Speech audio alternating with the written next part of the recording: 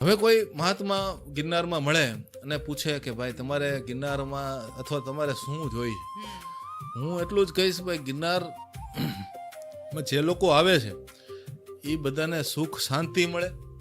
જે લોકો ગિરનાર પરિક્રમા અને આસ્થાથી દ્રષ્ટિએથી આવે છે એને આમ કહેવાય એક આધ્યાત્મિક ભાવથી ગિરનાર બોલાવે અને આધ્યાત્મિક દ્રષ્ટિથી ગિરનાર ચડે એવો ભાવ રહે.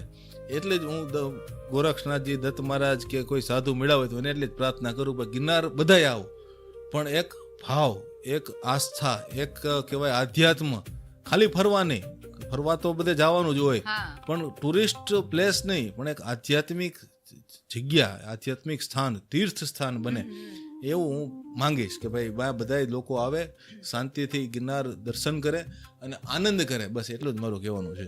એક આપણે એમ કહી શકીએ કે એક મેડિટેશન પ્લેસ તરીકે પણ આપણે ગિરનારને લઈ શકીએ.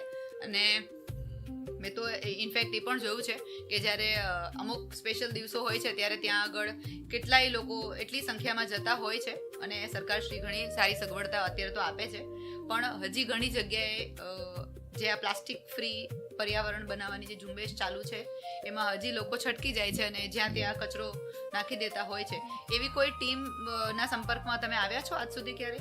કે